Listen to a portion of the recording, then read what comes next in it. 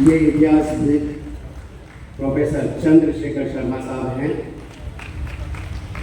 जो बहुत अच्छे,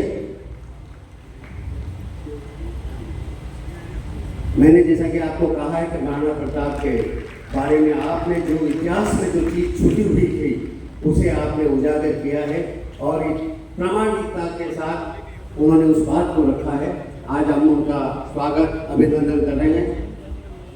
एक बार जोरदार और तालियां आपके लिए बजा दी।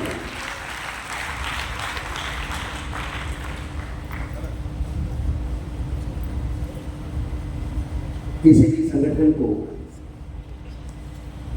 चलाने के लिए व्यक्तित्व की भूमिका महत्वपूर्ण होती है और हमारे बीच में श्रीमान प्रेम सिंह जी मदारा साहब यहाँ विराजित हैं, जो भारतीय जनता पार्टी के जिला उपाध्यक्ष हैं और अच्छे समाज सेवी हैं। पूर्व में भी आप इस महाराणा प्रताप की जयंती को आप मनाने का आपका एक अनुभव रहा है। आपने भी अपने कार्यकाल में बहुत अच्छा कार्य किया है। आपके खाली ये दो पंक्तियां मैं कहना चाहता हूँ ऐसे व्यक्तित्व को कि लड़ने वाले कभी तलवार की धार नहीं देखते और बढ़ने वाले कभी पथ के अंगार नहीं देखते। मंजिल पर पहुंचना ही जिनका लक्ष्य है बंधुओं, वे प्रतीक्षा में खड़े खड़े कभी बाहर नहीं देखते। अपने कार्य से जाने के कारण आदरणीय प्रेम सिंह जी साहब पधारे और अपने उद्बोधन से लाभान्वित करें।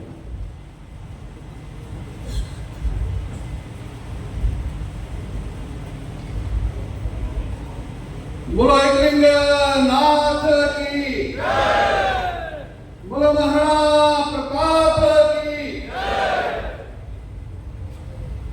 आज हम सभी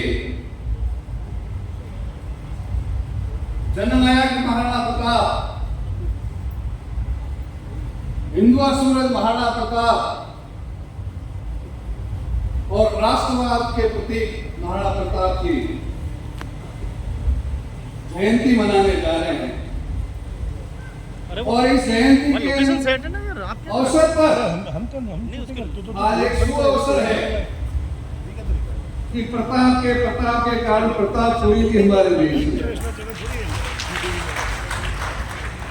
ये मैं कह सकता हूं, हमारा भी सौभाग्य है, आपका भी सौभाग्य है कि जो भी इस प्रताप जयंती के उपलक्ष्य में और जो प्रताप की महिमा को बढ़ाने का जिन्होंने भी कार्य किया है वो अपने जीवन में उत्तरोत्तर प्रगति की है। ऐसे यहाँ बहुत उदाहरण है जिसमें प्रतिभा पाटिल यहाँ बनाई थी और राष्ट्रपति बनी और माननीय प्रधानमंत्री जी जब इस हॉल के अंदर प्रताप जयंती मना रहे थे उसी समय कॉल आया था बॉम्बे के अधिवेशन का। हम भी आपके उज्जवल भविष्य की कामना करते हैं।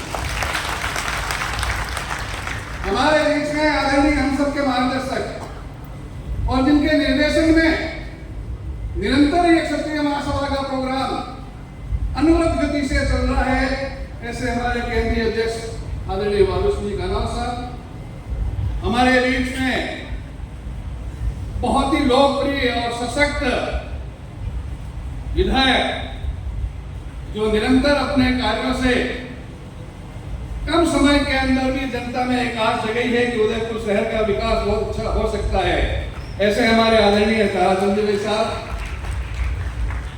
हमारे इस प्रोग्राम को पूरा का पूरा फ्रेम करके और जिनके कार्यकारिणी के अथक प्रयत्न के कारण से और जिनके नेतृत्व में हम प्रताप जयंती मनाने जा रहे हैं, ऐसे यशस्वी जिलाध्यक्ष आदरणीय चंद्रवीर सिंह जी करेलिया, हमारे यशस्वी उप महापौर भारत जी, हमारी ममता जी, प्रमोद जी भाई साहब जो निरंतर हमारे साथ में कंधे से कंधा मिला के इस प्रताप जयंती के समारोह में हमेशा साथ दिया, चंद्रकला जी हमारे निगम के सांसदीय समिति के अध्यक्ष है, भंवर सिंह जी, प्रगट सिंह जी, और मंच बहुत बड़ा है, समय कम है, लेकिन मैं आप लोगों से एक बात कहना चाहता हूँ।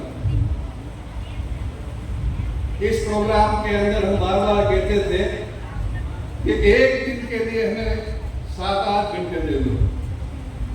आप सुबह 5 बजे से उठे हुए हो, उठ के साल की जगह मैं 9 घंटे मानता हूं कि अपने मन मस्तिष्क को घड़ी नहीं देखते हुए घंटे 2 घंटे इस महाराणा प्रताप की जो जयंती समारोह है उसमें हम मेंटली तैयार रहें कि हम अपने पधारे हुए हमारे आदर्शों को सुन सकें। दोस्तों, प्रताप कैसे हुई?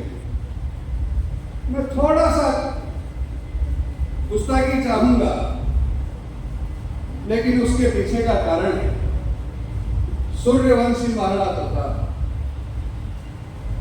तो सबसे पहले तो मैं यहाँ के आराध्य देव एकनाथ को नमन करता हूं, फिर सूर्यवंशी राम को नमन करता हूं, और काबुल से गंधार तक पहुंचाने वाले बप्पा रावल को नमन करता हूं, मारवा तक युद्ध के अंदर मलेच्छों को बचाने वाले कुंभा को नमन करता हूं, खानवा तक इब्राहिम लोदी की सेना को भगाने वाले राणा सांगा को नमन करता हूं, लाखा को नमन करता हूं, अमीर को नमन करता हूं, राहत और माहत को नमन करता हूं, और नमन करता हूं उस पन्नाधाय के महाबलिदानी को जिन्होंने अपने पुत्रों को छोड़ के इस सिंहासन को आज तक जिंदा रखा। उस चंदन को नमन करता हूं, नमन करता हूं ऐसी महारानी पद्मिनी को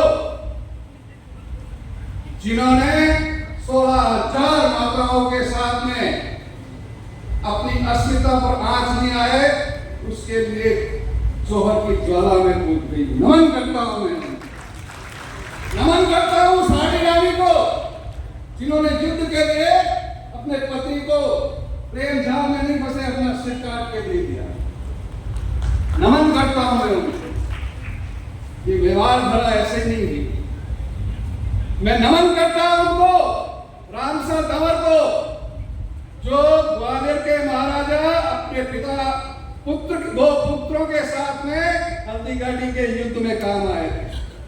मैं नमन करता हूं राणा पूंजा को, मैं नमन करता हूं हकीम खां सूर को, मैं नमन करता हूं भामाशाह को। इतना जब होता है और फिर मैं नमन करता हूं आप सबको कि उस प्रताप की जयंती के अवसर पर आप सब पधारे। आपको सबको बहुत बहुत नमन। और सबसे बड़ा वास्तव में प्रताप जी बाबू जी, ये मेवाड़ की जनता का जितना सम्मान किया जाए उतना कम है। यहां की जनता ने, यहां के लोगों ने एक डायनेस्टी पर 1400 सालों तक विश्वास किया। और नमन करना चाहता हूं मैं उन सभी शासकों का जिन्होंने प्रजा का पूरा ध्यान रखते हुए उस शासन को शासन नहीं सेवा मान के काम किया था। तभी कोई 1400 साल तक शासन कर सकता है, वरना 5 साल में भी आजकल तो लोग ही बोर हो जाते हैं और व्यक्ति भी काम नहीं करता। 1400 साल की एक ही डायनेस्टी का चलने का मतलब यहाँ की जनता और यहाँ के सभी महापुरुषों ने काम किया। मैं आप लोगों के चरणों में यही निवेदन करना चाहता हूं।